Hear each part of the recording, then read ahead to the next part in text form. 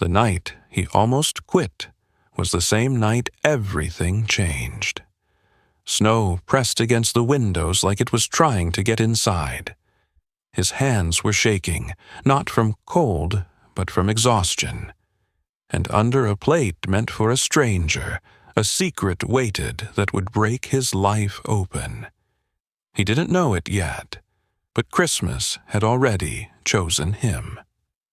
Ethan Miller wiped the edge of the table one last time and stepped back, checking the place setting with the care of someone who had learned that details mattered more than dreams. The restaurant was full, not loud, but alive in that expensive, polished way, low voices, crystal glasses clinking, soft music humming beneath everything. This was not his world. He wore the uniform well enough. White shirt, black vest, pressed slacks. But the uniform didn't hide the tiredness in his eyes or the way his shoulders carried more weight than they should. At 36, Ethan looked older. Not because of age, but because life had taken its turns too fast. He was a single dad. That fact lived in everything he did. His daughter, Lily, was 8. She loved drawing angels and taping them to the fridge. She hated the dark and asked too many questions at bedtime. She believed her father could fix anything. He couldn't. Not the bills stacked on the counter. Not the notice taped to their apartment door last month. Not the way Christmas felt thinner every year. Ethan worked double shifts whenever he could. This restaurant paid better than most, especially on holidays. Christmas Eve meant generous tips, important guests, and no mistakes allowed. Table 12, the manager said quietly, leaning in. VIP.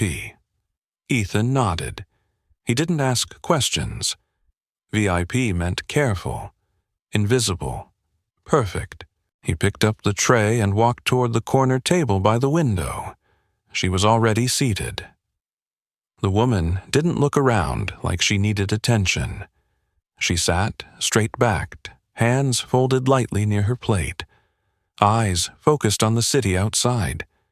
Snow fell in soft lines behind her, the lights blurring into something almost peaceful. She was beautiful, but not in a loud way.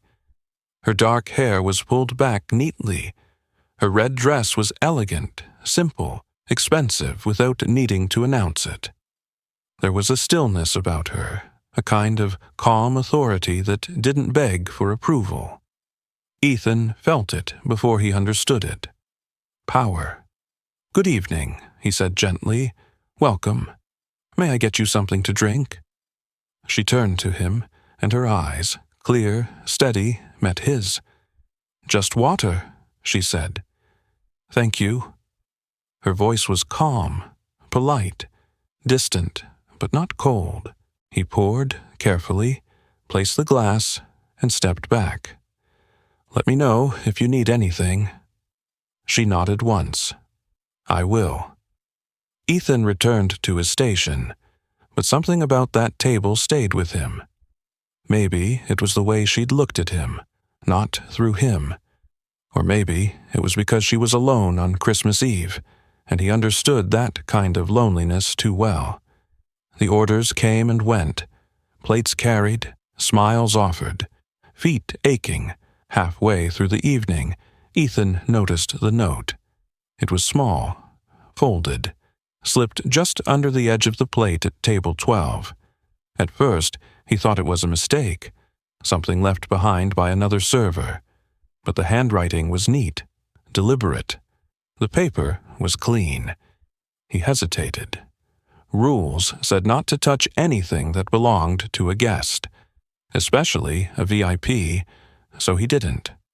He served the main course, checked in quietly, refilled water. The woman ate slowly, thoughtfully, like she wasn't in a hurry to be anywhere else. When she finished, she stood. "Thank you," she said. "You're welcome," Ethan replied. "I hope you have a good evening." She paused, just for a second, then gave a small nod and walked away. Ethan cleared the table. That's when he picked up the plate, and the note slipped fully into view.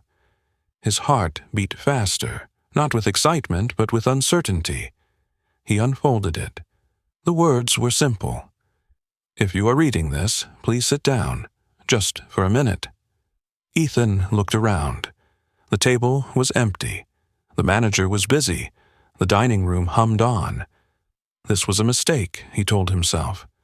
But something in his chest tightened. He sat. Just for a minute.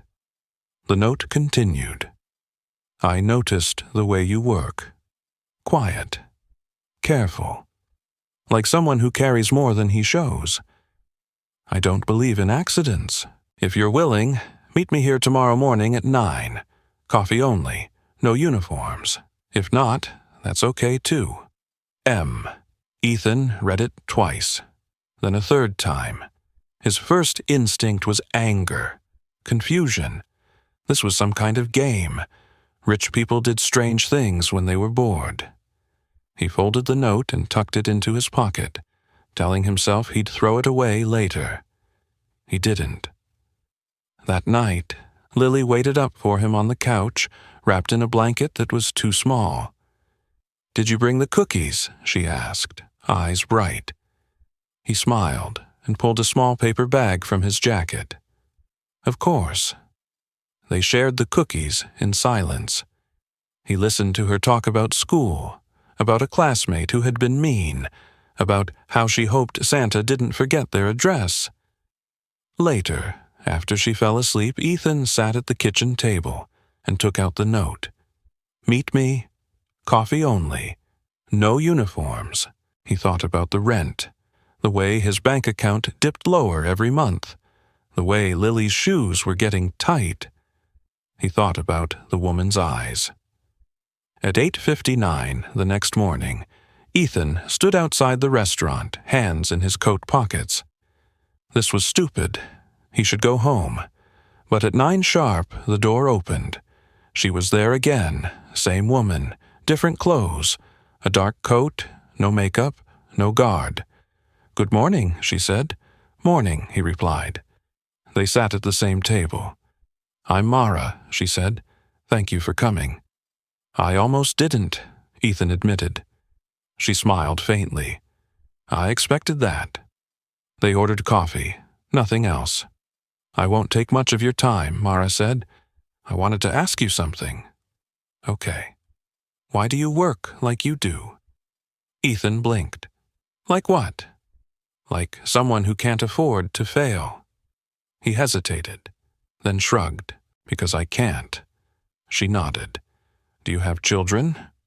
"One," he said. "A daughter." "Is her mother?" "She passed away," Ethan said quietly. Mara didn't apologize. She didn't look away. "I'm sorry," she said simply. They sat in silence for a moment. Then she said, "I own this restaurant." Ethan's stomach dropped.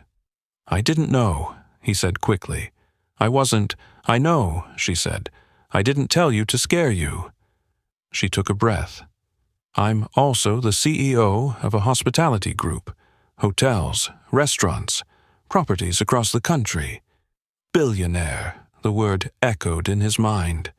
"I've been watching this place for months," she continued. "Watching people. Watching how they treat others when they think no one important is looking." Ethan's mouth was dry. "And you?" he asked. "I watch because I was once invisible too," she said. She told him her story. Not all of it, but enough. A childhood spent moving. A mother who worked herself sick. A career built with sharp edges and sacrifices no one applauded. "Power isolates you," Mara said, "and it hides truth." She leaned forward slightly. "I left something under the plate last night on purpose." Ethan's chest tightened. "I wanted to see what kind of man you were," she said.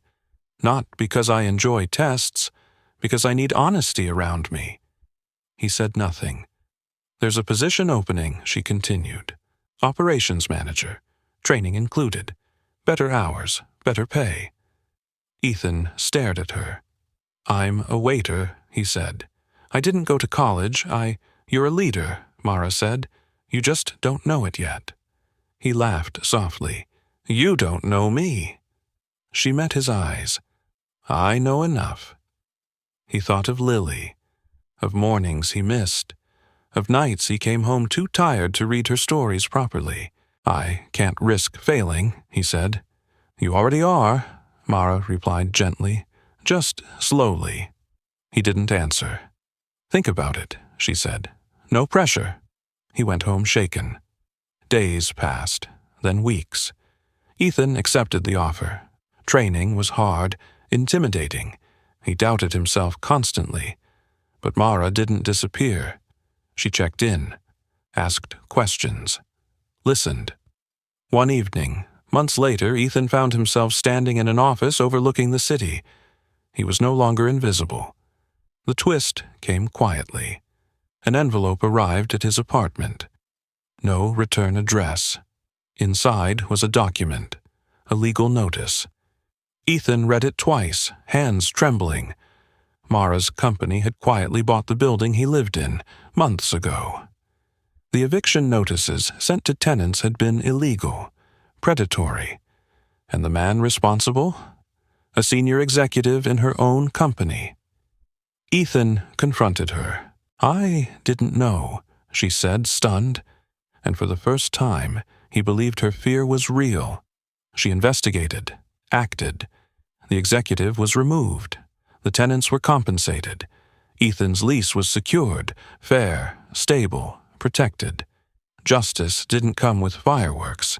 It came with accountability. On Christmas Eve, 1 year later, Ethan stood in the same restaurant. Not in uniform. Lily sat beside him, feet swinging. Mara joined them.